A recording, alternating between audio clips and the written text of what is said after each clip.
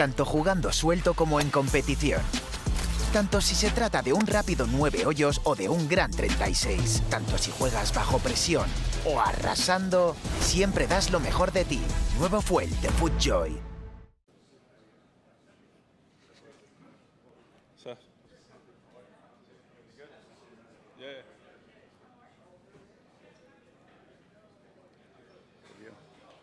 Two-time PGA champion Brooks Koepka is joining us at the 104th PGA Championship.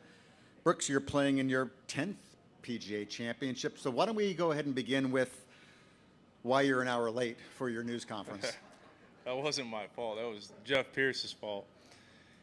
What happened? I watched him unlock the car, start the car, then he went, grabbed the bag, put it in the trunk, shut the trunk, and I went in and I grabbed a hat, walked right out, and then the car was locked. So I don't know how the keys locked inside the car and locked. It boggles me. I didn't think a car was supposed to do that, but apparently it does. So that is why I'm an hour late. Did you take an Uber here? I thought about it for a half second, but the clubs were in the car, so it really did no use. They drove. I called Blake. They contacted somebody, and there was a spare key. So somebody drove it over and unlocked the car. So here we are. Yes, it was running. Yep. All right.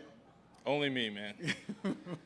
It's like a theme of car troubles, run out of gas, and then this. I'm just glad it didn't happen on like Thursday, Friday, Saturday, Sunday, or something like that. So at home.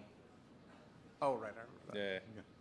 That was my fault, though. This one's Jeff's. I don't know how Jeff did this, but yeah.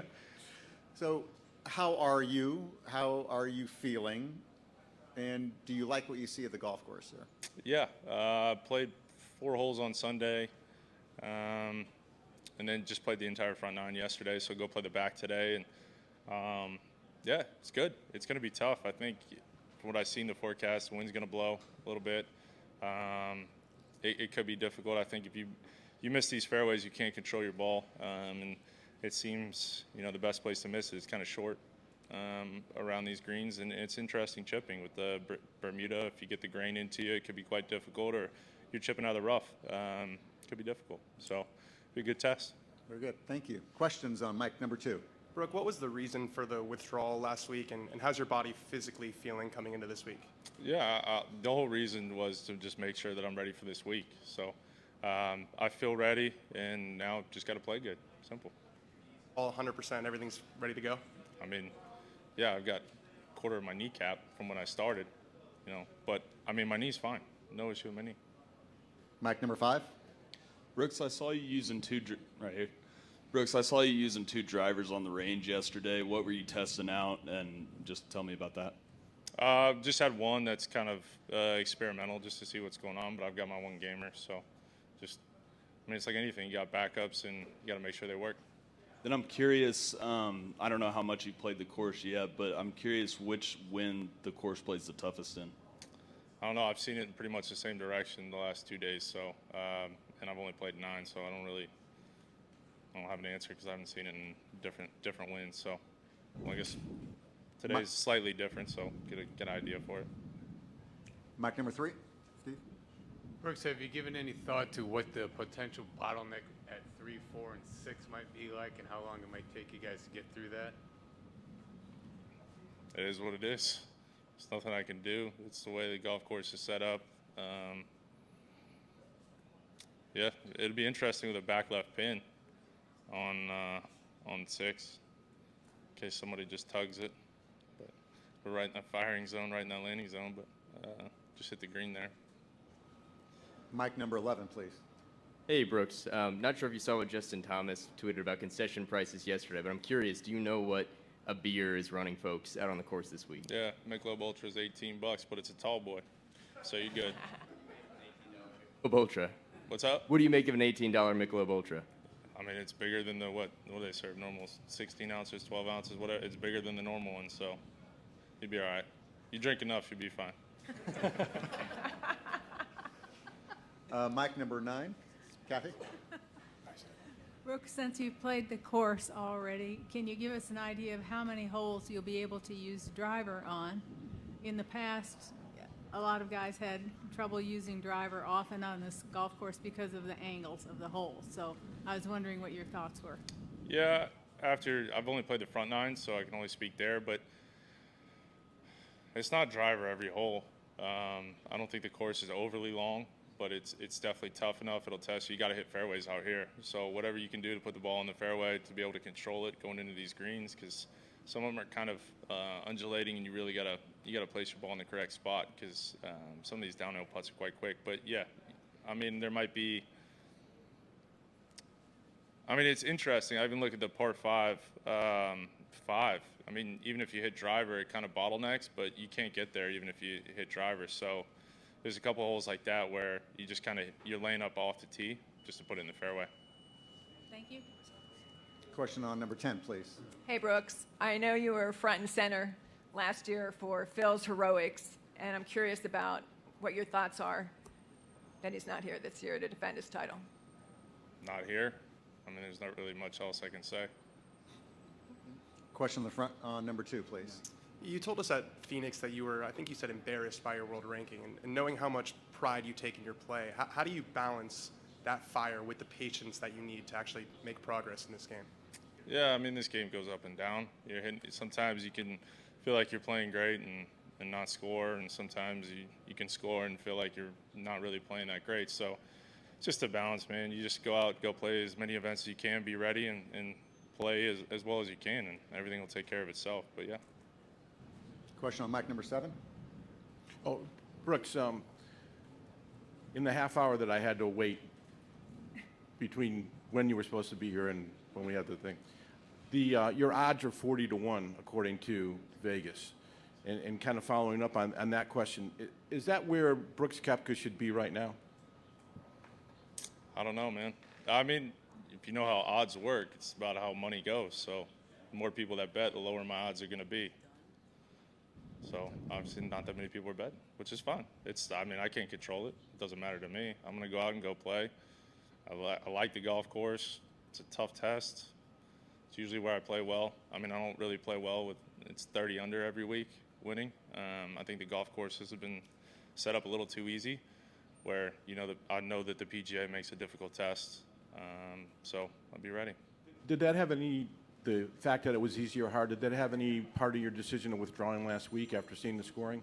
Well, considering I only saw the scoring after I withdrew. But, I mean, I played the golf course last year. No, it just was all just making sure I'm ready for this week. And I thought that was the best prep. Mic 4. Brooks, how surprised were you to learn that Phil wasn't going to be playing this week? I don't know. I don't pay attention to what anybody else is doing. Yeah, I mean, I've seen articles that he was playing, then he wasn't playing. So it's all up to him, man. Whatever he wants to do. Mic 3. Steve? Brooks, you haven't played since the Masters. Have you practiced enough to be sharp enough to win this week? Yeah, I feel like so. Took probably 2 weeks off after Augusta, maybe 3, just longer than that, and then got back into it and started grinding, working with Jeff on the putting, because I felt like that was really what let me down at Augusta and kind of got me frustrated and ended up resulting in some just being angry and let it leak over into my swing in the rest of my golf game. So getting that squared away and should be fine. Right behind me on 8. Doug? Apologies in advance for not remembering the numbers, but it was such an interesting kind of dialogue you gave back 3 or 4 years ago about the guys who can actually capable of winning a major, and you keep whittling it down, and you're down to a very small number. So without reciting those exact numbers, I'm just curious if you think that number has gone up or down at all, just considering the kind of the constant influx of youth that we keep getting into the game. No, I think it's still the same. There's a lot of pressure to go into. There's more pressure winning a major, so it's different than a regular tour event or whatever the case may be. But it's I think you can see it when we play tougher golf courses. You look at the leaderboard, and then when we play, when it's 30 under par. I think there's a difference. Front row on 2. Thinking back to Baltusrol and Bethpage Black and Bellerive, it feels like this tournament used to be a lot of hitting driver far. There's long rough, and it was not a driving contest, but that was really important. And then these last 2 years with Kiowa and then here, it kind of feels like the tournament's going in a new direction setup-wise. How do you feel about Kiowa and this course compared to the ones in years past? I mean, I did all right at Kiowa, and I've done all right in years past. So, look, you got to take what the course gives you. Figure out whatever your game plan might be, and then go from there. But usually, it starts with hitting the fairway, like you said. I mean, I'm pretty sure at Bethpage, you're not winging it around the place. You got to hit fairways, leave yourself in good spots, and hit a lot of greens. I think that's major championship golf. I mean, if you look at it from years ago till now, it's all about controlling your ball, putting it under the hole, and hitting greens. In the back on 13, please. Brooks, was the 3 weeks off after the Masters a mental break, getting stuff physically set, or a combination of both? Probably the first week was just, I just wanted to break, just wanted some time off, and then, I had other stuff I had to do. I got a wedding coming up, so there's some wedding planning going on and some other stuff, so that was pretty much why. But, I mean, I would have taken that break regardless of how I played. 2 more questions. Mike 7. You mentioned that your putting wasn't what you wanted it to be at Augusta, and it kind of leaked into the rest of your game. What have you done during this time to kind of address that, or have you done anything different? Yeah, I think Saturday morning, got back Friday night after Augusta. Saturday morning, I was just putting in my living room. Was just frustrated with it, and then went back and watched. I've never done this, but I went back and watched tape or video on YouTube of every major championship I've ever won and what I was doing when I was putting, and picked up on a few different things. A couple things setup-wise, a couple things stroke-wise, just to figure out where the touch was. The touch is a little bit off. Everything didn't quite feel right, but it's getting back to what I feel it was, and it looks quite similar to what it was in years past. And just to follow up, what part of wedding planning do you like and don't you like? I've actually had a great time. It's been quite fun. Jenna's handling most of it. I just kind of say yes or no every once in a while, but she's done a good job. Final question on 8, please. 2 things, Brooks. Do you get a sense at all that even though he's still fairly young to tour, that when Scotty Scheffler walks onto the range of the putting green, that players look at him as the guy to beat that week? He's number 1 in the world, isn't he? He is. So, yeah.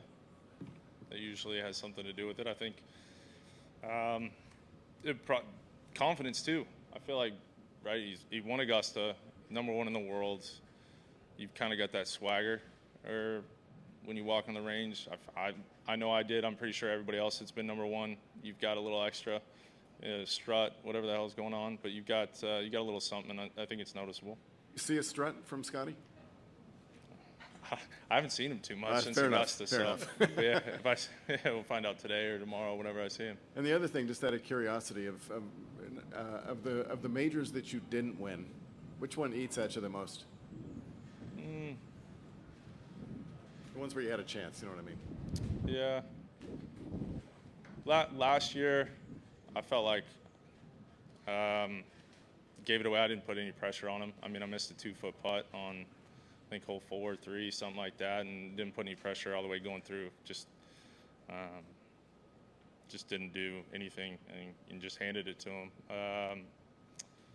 Augusta, I think I was 3 back when I rinsed it on 12, so that's kind of tough. You got to make birdies at that point. You don't know what's going on, so that one I ended up it looked a lot better than it was.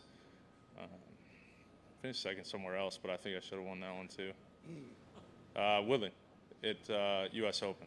Yeah, I felt like I played good. I just got beat there, and sometimes that happens.